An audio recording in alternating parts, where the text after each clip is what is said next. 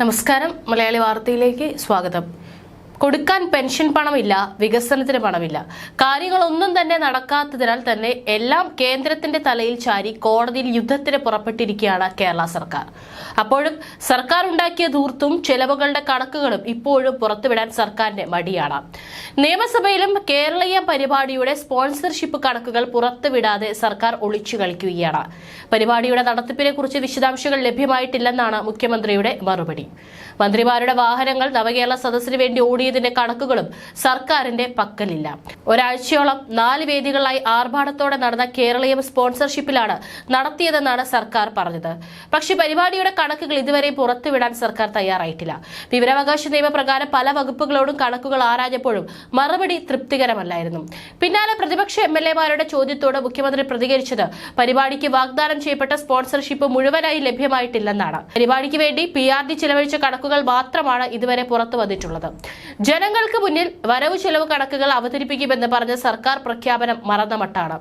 കേരളത്തിന്റെ ഭാഗമായി സംഘടിപ്പിച്ച എക്സിബിഷനുകൾ, ഇൻസ്റ്റലേഷനുകൾ എന്നിവയ്ക്കും അനുബന്ധ പരിപാടികൾക്കുമായി PRD 4,83,00,000 രൂപ ചിലവഴിച്ചു എന്ന റിപ്പോർട്ടുകൾ മാസങ്ങൾക്ക് മുൻപേ പുറത്തു വന്നിരുന്നു.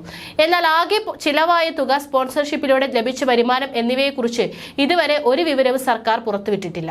കേരളത്തിന്റെ വരവ് ചെലവ് കണക്കുകൾ അറിയാനുള്ള 1 മാസമായി തുടരുന്ന ശ്രമത്തിന്റെ ഭാഗമായി ഒരു വിവരാവകാശ മറുപടി കൂടി മാധ്യമത്തിലൂടെ പുറത്തു വന്നിരുന്നു. ഇൻഫർമേഷൻ ആൻഡ് പബ്ലിക് റിലേഷൻസ് വകുപ്പാണ് മറുപടി നൽകാനുള്ള സൗമനസ്യം കാണിച്ചത്. കേരളീയം എക്സിബിഷനുകൾ, ഇൻസ്റ്റലേഷനുകൾ, അനുബന്ധ പരിപാടികൾ എന്നിവയ്ക്കായി ഇൻഫർമേഷൻ ആൻഡ് പബ്ലിക് റിലേഷൻസ് വകുപ്പ് ചിലവഴിച്ചത് 4,83,44,500 രൂപയാണ്. ഡിസംബർ 11 വരെ ലഭ്യമായ കണക്കുകളാണിതെന്ന് വിവരാവകാശ രേഖ പറയുന്നു. എക്സിബിഷൻ കമ്മിറ്റി നിർദ്ദേശപ്രകാരമായിരുന്നു PRD വിവിധ പരിപാടികൾ സംഘടിപ്പിച്ചത്. മീഡിയ പബ്ലിസിറ്റി കമ്മിറ്റിയുടെ നിർദ്ദേശപ്രകാരം സംഘടിപ്പിച്ച പരിപാടികളുടെ ബില്ലുകൾ ലഭിച്ചു വരുന്നേയുള്ളൂ എന്നും കിട്ടുന്ന മുറയ്ക്ക് നൽകാമെന്നും കൂടി ഉറപ്പ് നൽകിയിട്ടുണ്ട്. ക്ഷണിക്കപ്പെട്ട അതിഥികൾ, കലാകാരന്മാർ, ട്രേഡ് ഫെയറിനെത്തിയവർ, പ്രമുഖ ഷെഫുകൾ എന്നിവരുടെ താമസ സൗകര്യത്തിനായി 65,14,032 രൂപ ചിലവായതായി പൊതുഭരണ വകുപ്പ് കഴിഞ്ഞ ആഴ്ച വിവരാവകാശ അപേക്ഷയ്ക്ക് മറുപടി നൽകിയിരുന്നു. ചിലവായ തുക, സ്പോൺസർഷിപ്പിലൂടെയും മറ്റു മാർഗങ്ങളിലൂടെയും ലഭിച്ച വരുമാനം എന്നിവ സംബന്ധിച്ച് വിവരം ഇതുവരെ ലഭ്യമായിട്ടില്ലെന്നാണ് ധനവകുപ്പ് പറയുന്നത്.